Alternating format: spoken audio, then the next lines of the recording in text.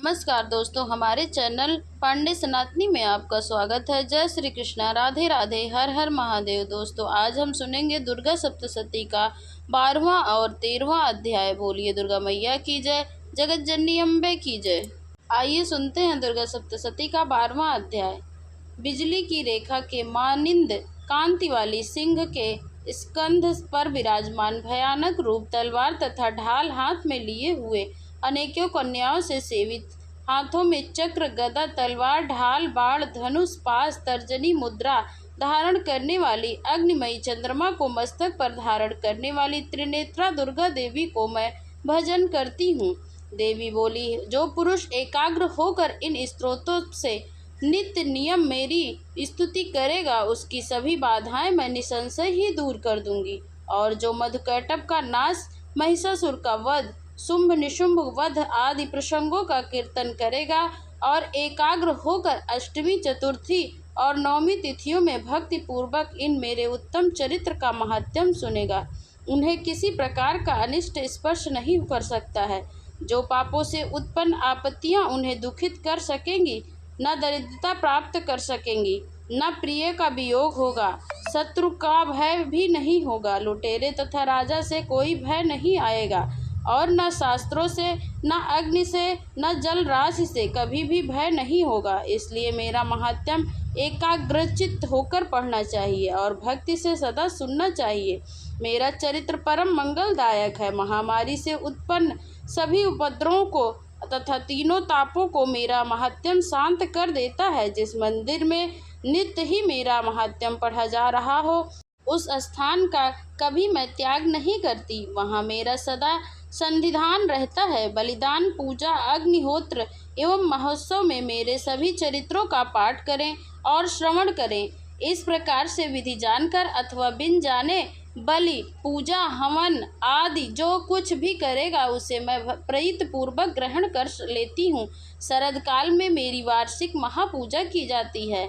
उस अवसर में मेरे लिए जो इस महात्म्य भक्ति के साथ सुनेगा, उसकी सभी बाधाएं निर्विघ्न हो जाएंगी और धन धान से, पुत्र आदि से संयुक्त हो जाएगा। मेरी उस पर कृपा सदैव बनी रहेगी, इसमें संशय नहीं है। मेरे इस महात्म्य को, मेरी उत्पत्ति की पवित्र कथाओं को एवं युद्ध में मेरे पराक्रम को जो पढ़ेगा, सुनेगा, सर्वथा निर्भय हो जाएगा। मेरा महात्म्य सुनने वाला पुरुषों को शत्रु नष्ट हो जाते हैं, उनका कल्याण होता है और कुल आनंदित रहता है।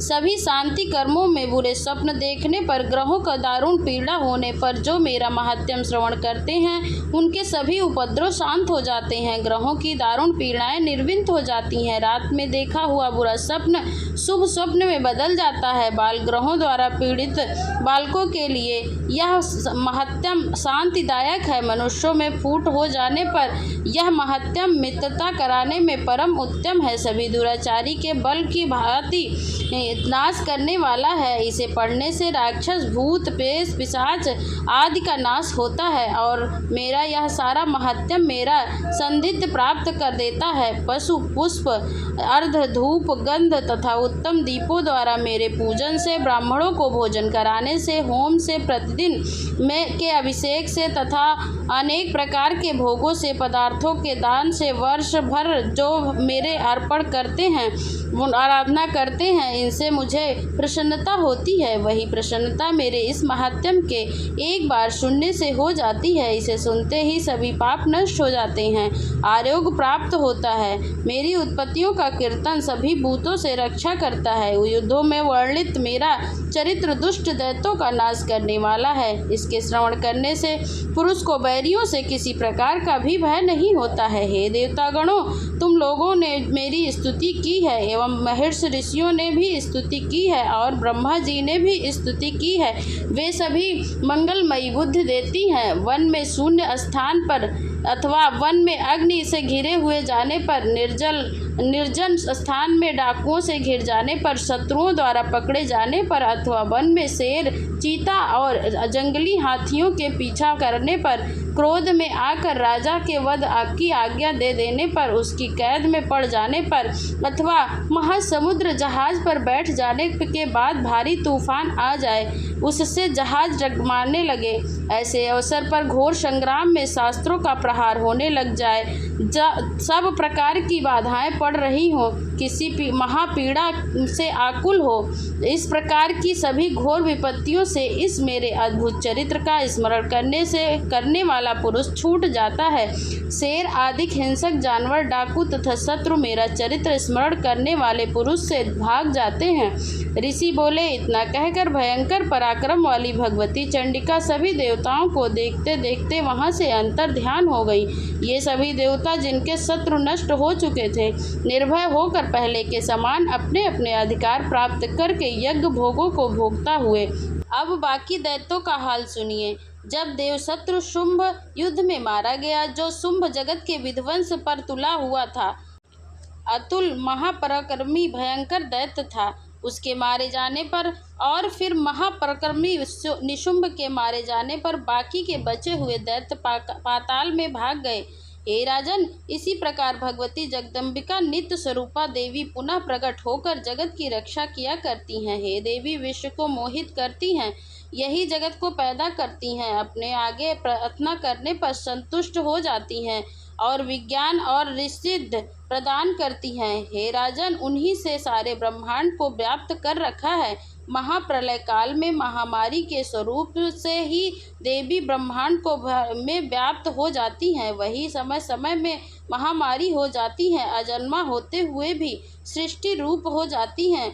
वही सनातनी देवी समय समय पर प्राणियों की रक्षा किया करती हैं। मनुष्यों के उन्नति समय में वही देवी घर में बुद्धिदायिनी लक्ष्मी रूपा हो जाती हैं, फिर वही अभाव के समय विनाश के लिए अलक्ष्मी दरिद्रता भी बन जाती हैं। पुष्प, धूप, गंध आदि सामग्रियों से पूजा करने से, स्तुति करने से वही देवी धन, पुत्र, धर्म की मति, शुभ गति आदि भी प्रदान करती हैं। इस प्रकार दुर्गा सप्तशती का 12वां अध्याय पूर्ण हुआ। बोलिए दुर्गा मैया की जय, जगत जननी अम्बे की जय।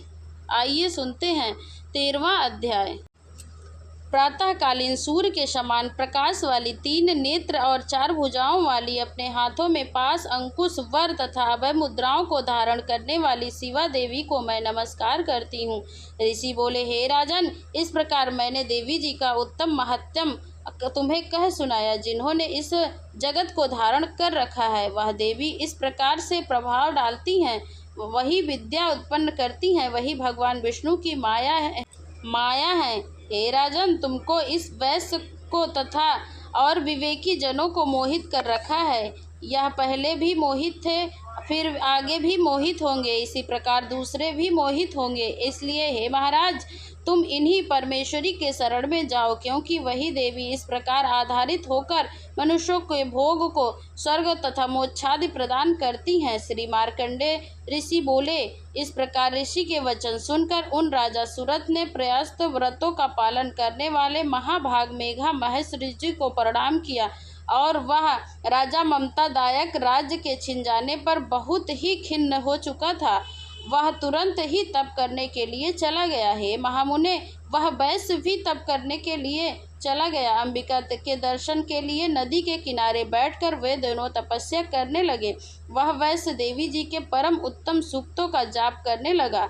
इस प्रकार से उन दोनों ने देवी की आराधना के लिए नदी के किनारे मृत्तिका की देवी का मूर्ति बनाई। फिर पुष्प, धूप, दीप, नैवेद्य तर्पण किए आदि से धीरे धीरे आहार थोड़ा थोड़ा करते हुए निराहार होकर एकाग्रता से देवी जी का मन लगाकर आराधना करने लगे।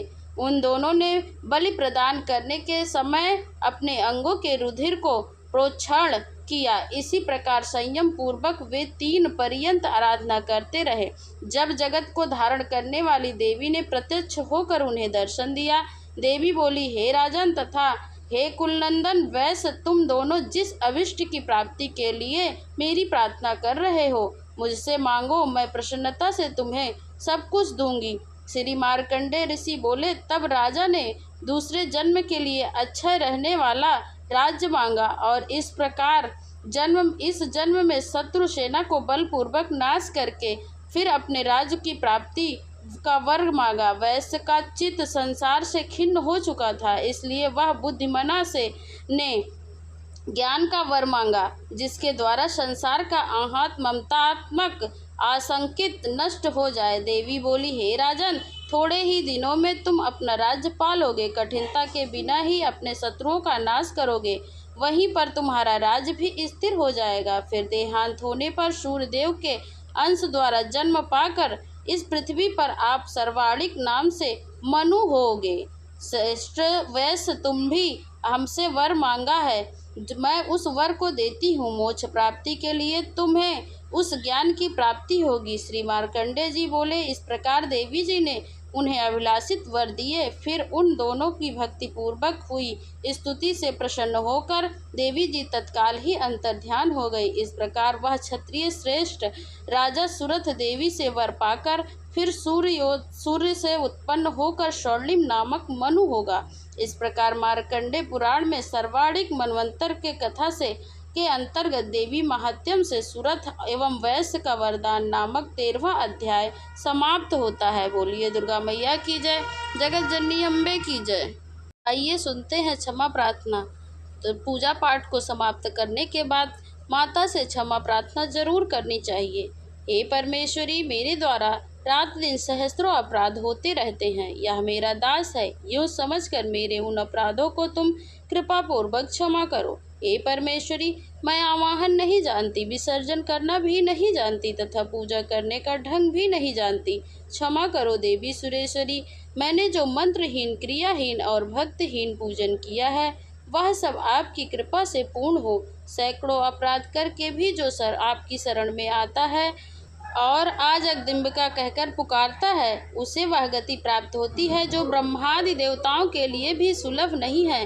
जगदम्बिके, मैं अपराधी हूँ, किंतु तुम्हारी शरण में आई हूँ।